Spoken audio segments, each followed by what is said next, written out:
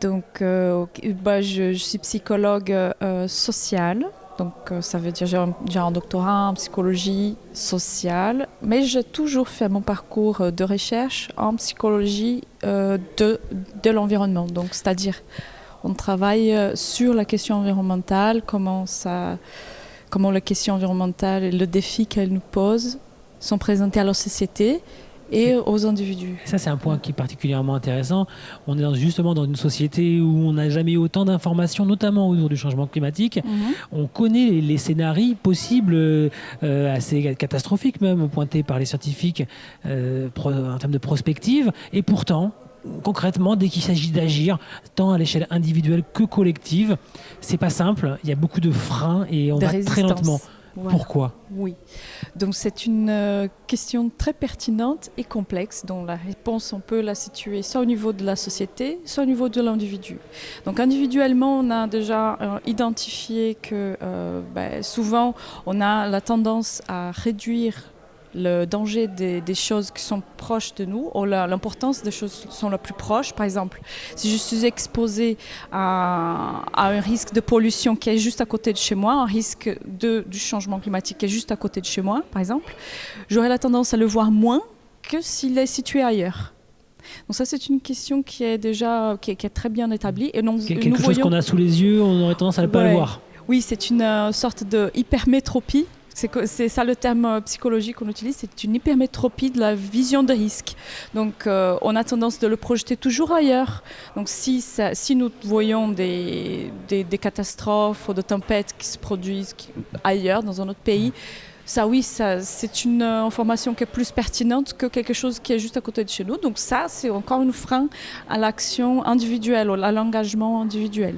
Donc ça, c'est une question qui peut être analysé au niveau de l'individu, mais aussi au niveau de la société. Alors, au niveau de la société, comment ça marche ? Et là, c'est beaucoup plus complexe. Et là, nous pouvons voir, par exemple, que depuis que internationalement, nous avons tous signé les accords sur le climat, par exemple.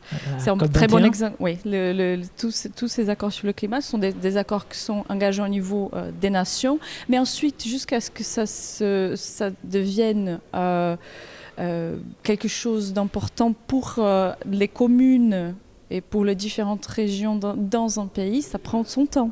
Donc tous ces comportements, ils doivent aussi devenir partagés par les communautés. Donc quand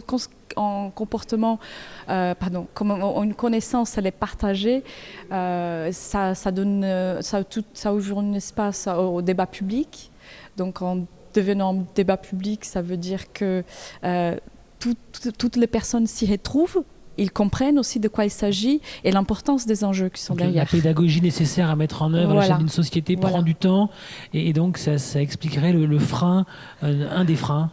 Un des freins que dans les différentes sphères et qu'on peut et souvent on s'utilise pour se justifier aux différents niveaux de progression de ces normatives, donc d'un niveau très international à un niveau très local, par exemple. Du global au local, ça prend... Oui, dans chaque couche, les individus, les directeurs, ils vont se dire, mais oui, je suis OK, c'est quelque chose d'important, mais moi, ça s'applique pas très souvent à mon cas et on essaye un peu de garder son espace de liberté individuelle. Donc ça, ce sont des freins donc, à l'échelle individuelle et collective. Et donc une fois qu'on les a identifiés, ce que vous venez de faire, comment on peut essayer de les lever, ces freins, selon vous ? À partir de l'engagement, souvent.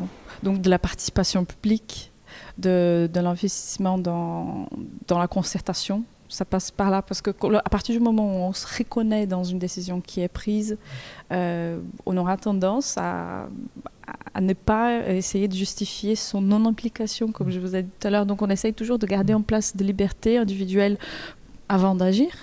Ça devient notre problème dès lors qu'on y est acteur. Voilà. Et comme on est impliqué dans les décisions, les discussions, etc., on lève tous ces genres de blocages. Souvent, c'est comme ça dans l'espace partagé. Et aujourd'hui, selon vous, en France, en termes de démarche participative, concertation, on en est où par rapport à ce qu'il faudrait peut-être faire pour lever ces freins ? Écoutez, bon, il y a des actions qui se mettent en place à différentes échelles. Là, je ne saurais pas vous dire des... J'en connais quelques-unes, mais je ne sais pas vous les citer. Mais... Ça fait partie des revendications, hein, notamment des Gilets jaunes, hein, d'avoir une concertation, des référendums mais locaux, après, de la citoyens, façon etc. Comment ça se passe, comment ça se produit, souvent, je vois qu'il y a beaucoup de démobilisation. Les gens qui font ce genre de concertation, ils se plaignent parfois que ce sont souvent les mêmes personnes qui viennent. Et c'est difficile d'engager les différents groupes de la société, parce que ce sont toujours le même groupe. Par exemple, là, avec cette crise des Gilets jaunes, peut-être c'est un groupe qui s'est mobilisé, mais est-ce qu'il est représentatif de tous ? Là, je parle pour la question climatique, hein. Par exemple, pour la question climatique, ou les changements, les aménagements publics, on fait souvent des concertations en France. Et qui représente, qui vient représenter ces gens-là? Alors après, juste pour terminer notre échange, est-ce que justement il y a des pays, je pense à la Suisse, qui met en place beaucoup de concertations, qui peuvent nous inspirer pour aller vers un changement de nos pratiques? Absolument, ouais. Et on peut s'inspirer de cet exemple-là, de la Suisse, de la Suède aussi, donc, où des processus de concertation peuvent durer jusqu'à 10 ans avant qu'un ouvrage d'importance, d'envergure soit installé, par exemple. Donc ces choses prennent du temps pour qu'elles soient installées, pour qu'elles soient pérennes, pour que les gens acceptent de son implémentation. Là, je parle d'autres choses, mais ça fait partie du processus. Oui, ouais, tout à fait. Merci beaucoup. Merci à vous.